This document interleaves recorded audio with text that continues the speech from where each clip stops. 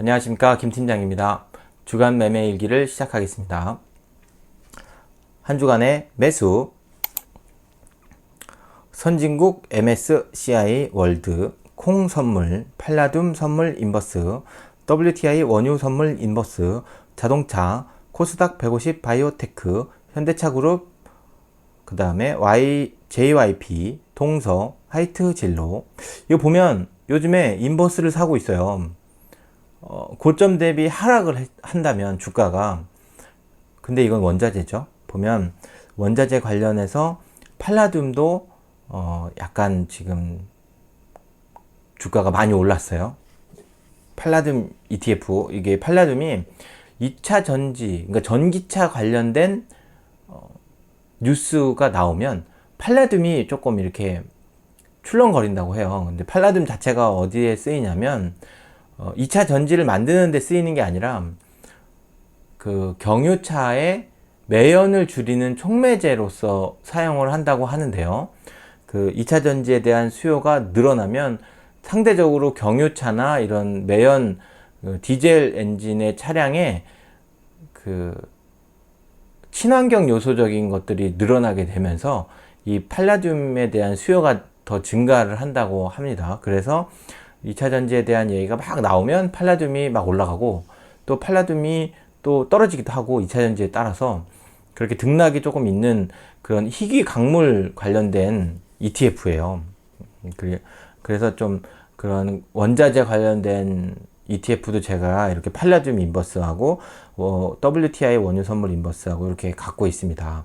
WTI는 그 어디죠?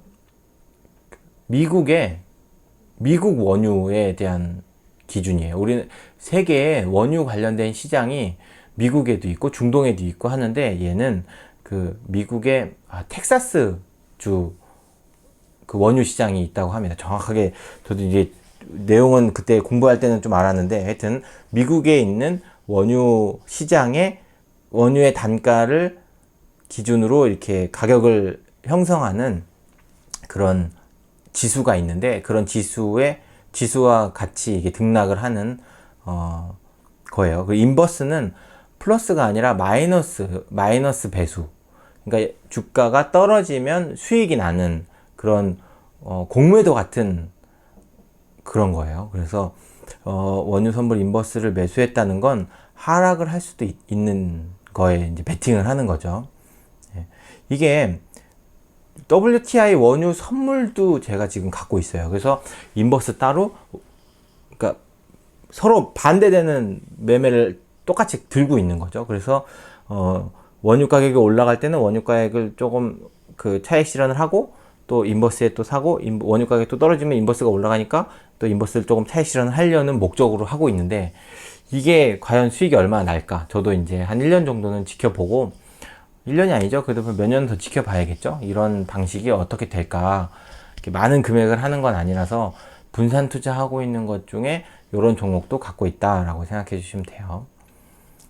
현대차 그룹, 자동차 관련된 거가, 현대차 그룹이 주가가 많이 올랐어요. 그래서 차익 실현을 해서 그 비중이 낮아졌는데 추가 매수를 해서 비중을 맞추려고 추가적으로 매수를 하고 있는 겁니다. JYP, 이게 그 엔터테인먼트 업계가 요즘에 그 수익이 많이 난다고 이렇게 뉴스에 나오고 있는데, 빅히트 엔터테인먼트도 상장을 했죠. 그렇게 하면서 그 매니지먼트사들이 수익이 많이 난다고 하고 있는데, 뉴스는 그렇게 나오는데 오히려 거꾸로 주가는 많이 떨어졌어요. JYP도 그래요. 주가 많이 떨어졌어요. 많이 떨어졌는데 그렇게 하락을 해서 아마 추가적으로 매수를 한 것 같아요. 동서, 여기도 고배당 관련된 주식이죠. 예, 그래서 들고 있고요. 하이트 진로도 고점 대비 하락을 되게 많이 했어요. 그래서 추가적으로 매수를 하고 있습니다. 자, 다음은 매도입니다.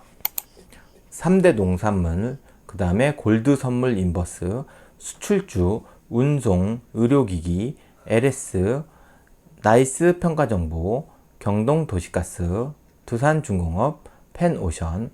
펜오션도 요즘에 물동량이 넘쳐나서 해상 화물 하는데 배가 빈 배로 나가는 게 없다고 그러죠. 그래서 페노션 주식이 좀 상승을 좀 어느 정도 했습니다. 그래서 차익 실현을 했어요. 여긴 근데 차익이 나서 실현을 한 건 아니고 손해를 보고 있는데, 이게 너무 오래전부터 제가 들고 있었거든요.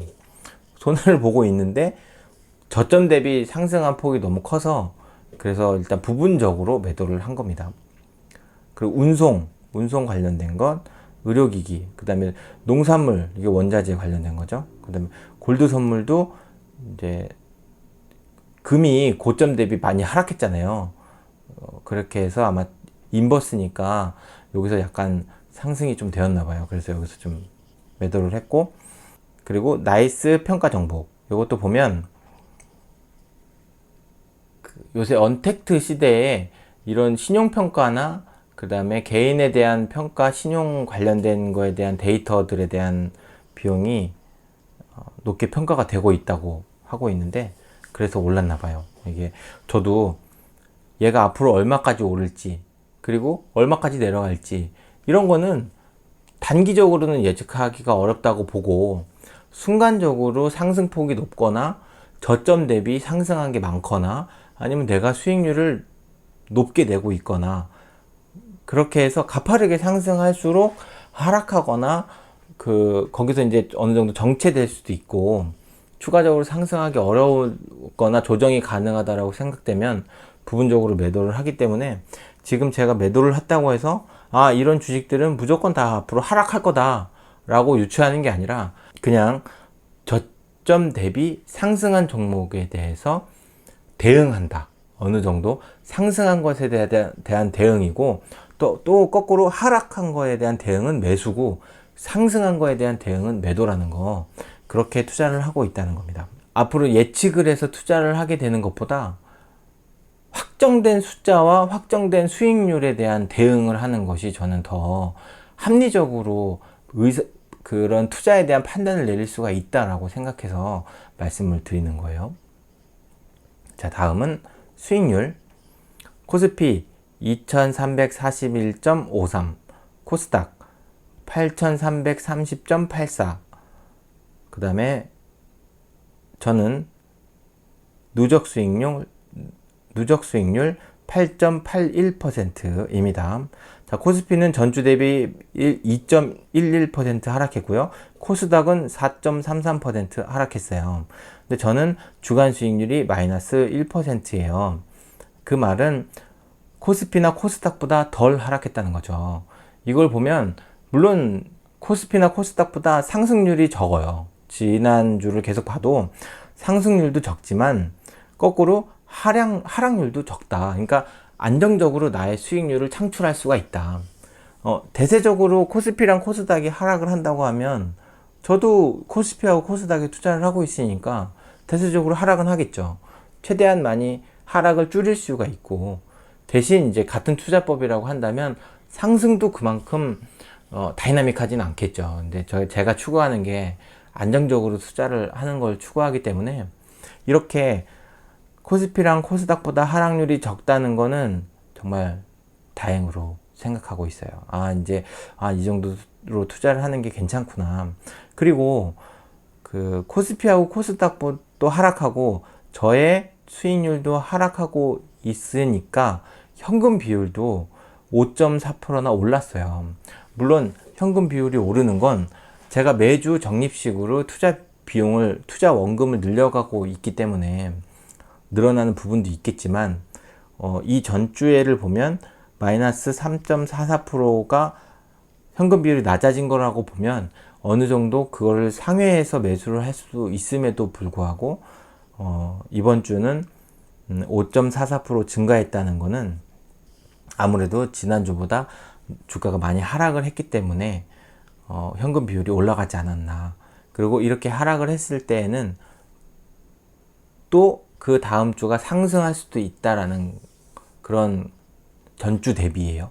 일주일 전에 비해서는 상승할 수 있지 않을까.